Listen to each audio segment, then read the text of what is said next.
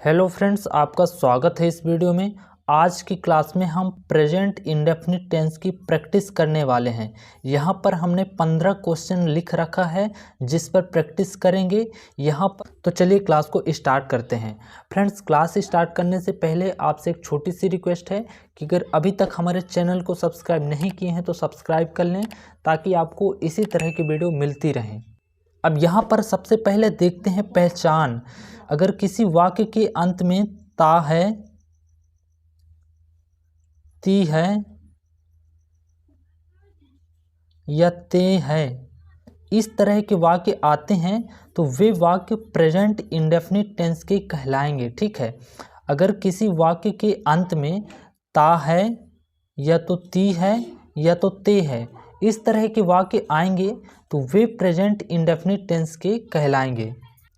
अब दूसरी बात, हमने यहाँ पर सभी सेंटेंस सकारात्मक वाक्य रखे हैं।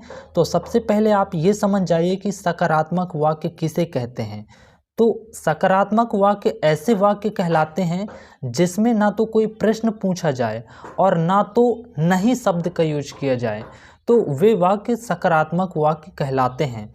देखिए, जैसे यहाँ पर पहला वाक्य है कि राम किताब पढ़ता है, तो ना तो इसमें कोई प्रश्न पूछा जाता है और ना तो नहीं शब्द लगा, तो ऐसे वाक्य को हम सकारात्मक वाक्य कहते हैं। ठीक है, अब यहाँ पर सीख लीजिए फॉर्मूला कि क्या होता है। ठीक है, तो सबसे पहले यहाँ पर सब्जेक्ट लिखते हैं और इसके बाद में मेन वर्ब लिखते हैं। ठीक है, मेन वर्ब, और इसके साथ में मेन वर्ब के साथ में या तो एस लगाते हैं या तो ई एस लगाते हैं और सबसे लास्ट में अदर वर्ड लगाते हैं। ठीक है, तो इस तरह से इसका फॉर्मूला है। अब चलिए जो क्वेश्चन हमने लिखा है उनको एक एक करके हल करते हैं। फ्रेंड्स, क्वेश्चन स्टार्ट करने से पहले यहाँ पर एक नियम समझ लीजिए कि एस का यूज कहाँ पे करेंगे और ई एस का यूज कहाँ पे करेंगे। तो चलिए यहाँ पर समझते हैं। तो इसके लिए नियम जान लीजिए। ठीक है, तो यहाँ पे है रूल फर्स्ट। तो रूल फर्स्ट क्या है? तो यहाँ पर है कि थर्ड पर्सन सिंगुलर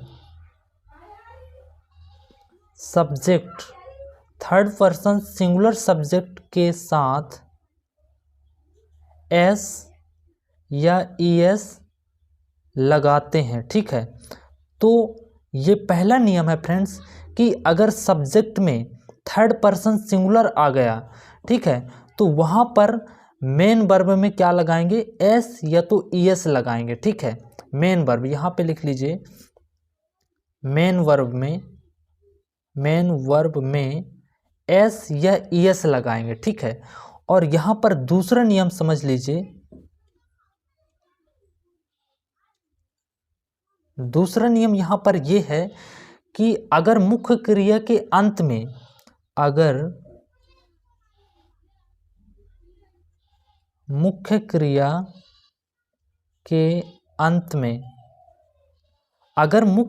के अंत में ओ डबल एस या एस एच आए तो मुख्य क्रिया के साथ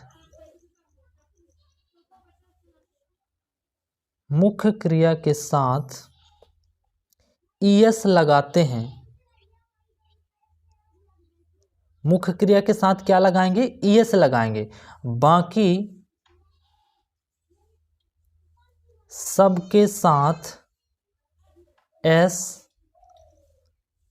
लगाते हैं। तो फ्रेंड्स, ये दो नियम हैं, इनको आपको ध्यान में रखना है कि अगर सब्जेक्ट में थर्ड पर्सन सिंगुलर आ गया तो वहाँ पर मुख्य क्रिया के साथ में एस या तो ई एस लगाएंगे। ठीक है, और दूसरा नियम है कि अगर मुख्य क्रिया के अंत में ओ आया या तो डबल एस आया या तो एस एच आया तो वहाँ पर फिर हमें क्या लगाना होगा? ई एस लगाना होगा और बाकी सब के साथ में एस लगाना है।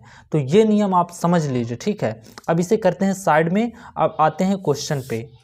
तो देखिए, हमारा पहला क्वेश्चन है कि राम किताब पढ़ता है। तो सबसे पहले राम को लिख देंगे यहाँ पे इंग्लिश में, तो इसकी स्पेलिंग हो जाएगी RAM। अब क्या करता है किताब पढ़ता है, ठीक है। तो यहाँ पर मुख्य क्रिया क्या है, पढ़ना, ठीक है। तो यहाँ पर लगा देंगे रीड, रीड लिख देंगे RED, रीड। और देखिए ये थर्ड पर्सन सिंगुलर सब्जेक्ट है, तो यहाँ पे सब्जेक्ट के साथ में क्या, मुख्य क्रिया के साथ में क्या लग जाएगा, S। और यहाँ पर ऑब्जेक्ट क्या है, क्या पढ़ता है, किताब, तो यहाँ पे हो जाएगा बुक, ठीक है। तो इस तरह से पहला सेंटेंस हुआ। अब आते हैं दूसरे सेंटेंस पे। यहाँ पे पवन मुझे मारता है, तो देखिए ये जो पवन है ना, ये थर्ड पर्सन सिंगुलर है, तो सबसे पहले इसकी स्पेलिंग लिख देंगे, तो ये हो जाएगा पवन क्या करता है, मारता है। तो यहाँ पे मारना का मतलब क्या होता है, हिट, ठीक है। तो यहाँ पे हो जाएगा हिट, और ये थर्ड पर्सन सिंगुलर सब्जेक्ट है ना, तो हिट के साथ में S जुड़ जाएगा, तो हो जाएगा पवन हिट्स। और किसे किसे मारता है, मुझे। तो यहाँ पर अभी ऑब्जेक्ट में आया है मुझे, तो इसे कहते हैं इंग्लिश में मी, ठीक है। तो ये दूसरा सेंटेंस हो गया। अब नेक्स्ट देखते हैं। अब यहाँ पर तीसरा वाक्य है, तुम स्कूल जाते हो, तो सबसे पहले तुम की इंग्लिश लिख देंगे, तो यहाँ पे हो जाएगा यू। तुम स्कूल जाते हो, तो यहाँ पर मुख्य क्रिया क्या है, जाना, तो यहाँ पे लिख देंगे गो, ठीक है।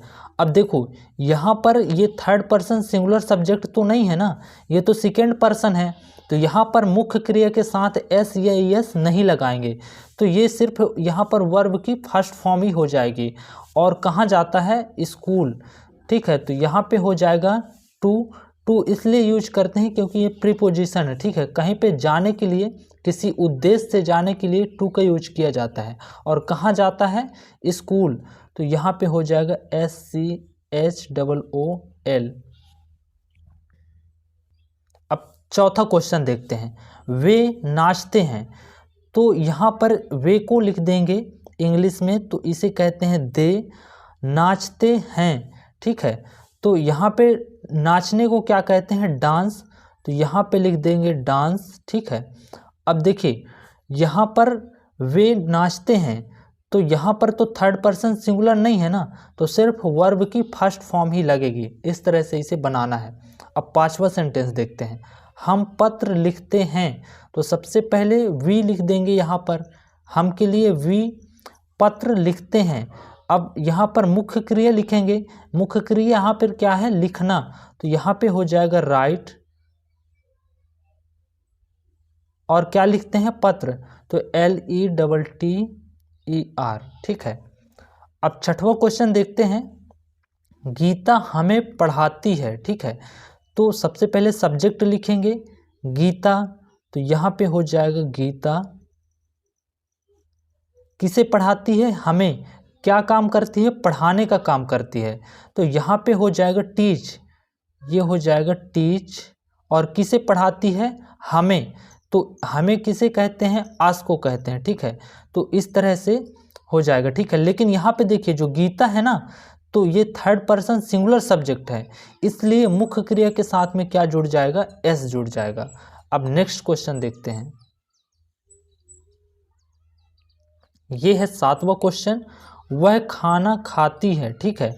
तो सबसे पहले देखिए यहाँ पर वह, तो कोई लड़की है ना, खाना खाती है, तो हमें समझ में आ रहा है कि ये कोई लड़की है, तो यहाँ पर क्या लिखेंगे, सब्जेक्ट के लिए सी का यूज करेंगे, ठीक है। लड़की के लिए सी का यूज किया जाता है।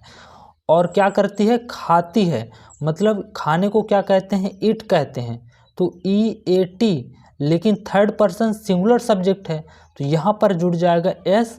और क्या खाती है, खाना, तो यहाँ पे हो जाएगा F, फूड, FOOD, ठीक है। नौवां क्वेश्चन देखते हैं, राहुल रोता है, ठीक है। तो देखिए ये राहुल जो है तो थर्ड पर्सन सिंगुलर सब्जेक्ट है, तो सबसे पहले राहुल की स्पेलिंग लिखेंगे, राहुल क्या करता है, रोता है, तो रोने को क्या कहते हैं, वीप कहते हैं, लेकिन थर्ड पर्सन सिंगुलर सब्जेक्ट है, तो यहाँ पे हो जाएगा वीप्स और फुल स्टॉप हो जाएगा। नौवां क्वेश्चन देखते हैं, मोनू पतंग उड़ाता है, ठीक है। तो यहाँ पर सबसे पहले सब्जेक्ट लिखेंगे जो कि है मोनू, ठीक है। और थर्ड पर्सन सिंगुलर सब्जेक्ट है, क्या करता है, पतंग उड़ाता है, तो यहाँ पे हो जाएगा फ्लाइज, फ्लाई और साथ में क्या लग जाएगा एस, क्योंकि ये थर्ड पर्सन सिंगुलर सब्जेक्ट है। और क्या उड़ाता है, पतंग, तो यहाँ पे हो जाएगा KITE। अब 10वां क्वेश्चन देखते हैं, पिंकी दौड़ती है, तो सबसे पहले पिंकी की स्पेलिंग लिख देंगे, तो यहाँ पे हो जाएगा पिंकी, और क्या काम करती है, दौड़ने का काम करती है, तो यहाँ पे दौड़ने की स्पेलिंग लिख देंगे रन, ठीक है। लेकिन देखिए Pinky third person singular subject है, इसलिए यहाँ पे हो जाएगा रन्स।